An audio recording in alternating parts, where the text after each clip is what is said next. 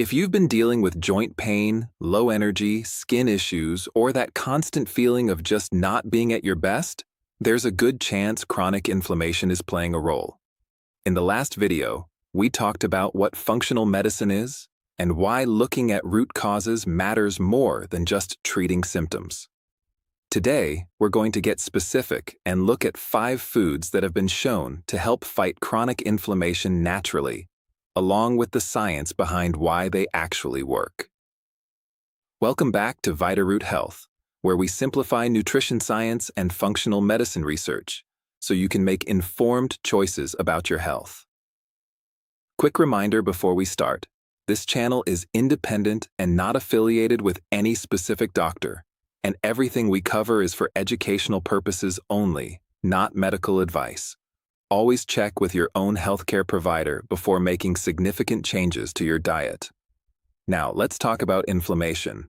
Before we get into the foods themselves, it's worth understanding what chronic inflammation actually is, because it's different from the inflammation you're probably familiar with. If you twist your ankle or get a cut, your body sends inflammation to that area to help it heal. And once the healing is done, the inflammation goes away.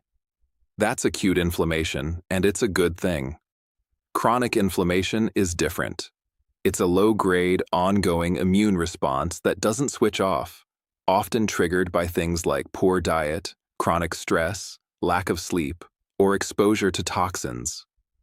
Over time, this constant background inflammation has been linked to nearly every major chronic disease we deal with today, including heart disease, type 2 diabetes, autoimmune conditions, and even cognitive decline. The good news is that diet is one of the most powerful tools we have to influence inflammation levels in the body, and certain foods have been studied extensively for their ability to help calm this response. Let's start with the first one. Fatty fish, like salmon, mackerel, and sardines. These fish are rich in omega-3 fatty acids, specifically EPA and DHA, which your body uses to produce compounds that actively reduce inflammation, rather than just failing to add to it. Most people eating a typical Western diet consume far more omega-6 fatty acids than omega-3s, and that imbalance tends to push the body toward a more inflammatory state.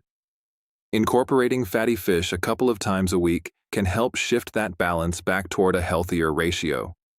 If fish isn't something you eat regularly, foods like walnuts, chia seeds, and flax seeds also provide a plant-based source of these beneficial fats. The second food worth highlighting is berries, especially blueberries, strawberries, and blackberries.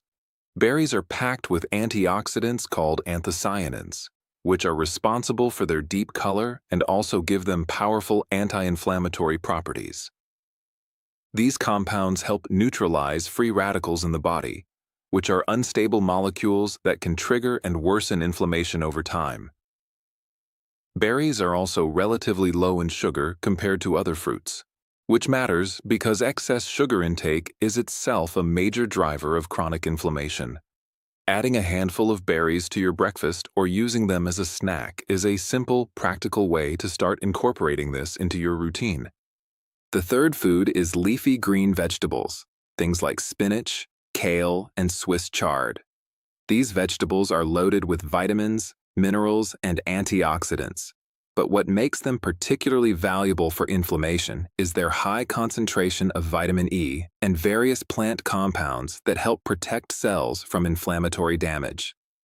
Leafy greens are also naturally alkaline-forming and rich in fiber, which supports a healthy gut microbiome.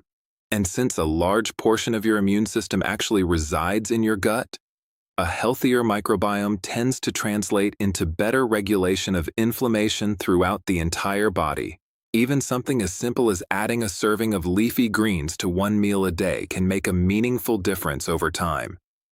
The fourth food is turmeric, specifically because of a compound it contains called curcumin.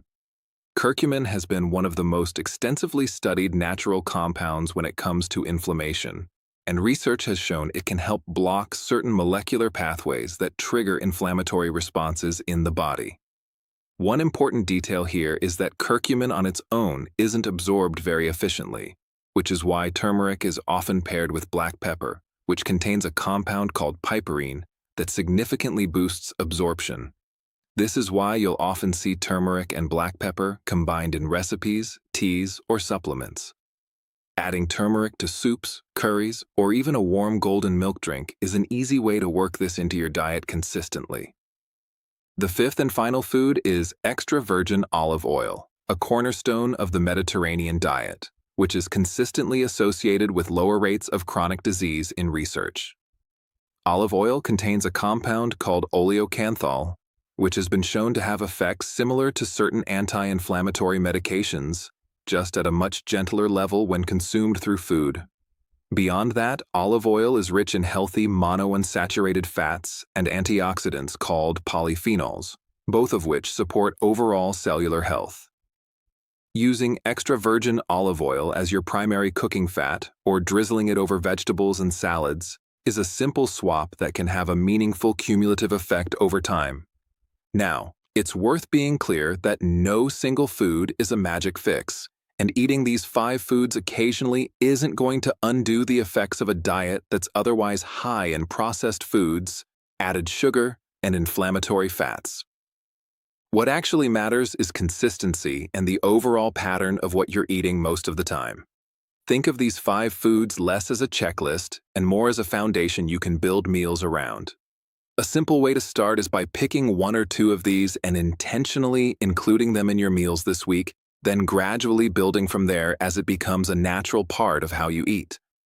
It's also worth mentioning that reducing inflammation isn't only about adding good foods, it's equally about reducing the foods that tend to drive inflammation up in the first place, things like refined sugar, highly processed vegetable oils, and ultra-processed snack foods. We'll be covering that side of the equation in more detail in an upcoming video, so if that's something you're curious about, make sure you're subscribed so you don't miss it. Understanding the connection between food and inflammation is one of the most practical tools you have for supporting long-term health, precisely because it's something you have control over every single day. Small, consistent choices, made meal after meal, tend to add up to far more than any single dramatic change ever could.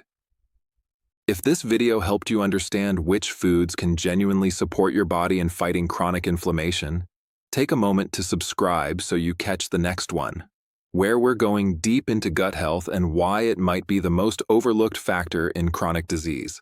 And as always, drop a comment letting me know what topic you'd like broken down next. Your questions genuinely help shape what we cover here. Thanks for watching, and I'll see you in the next video.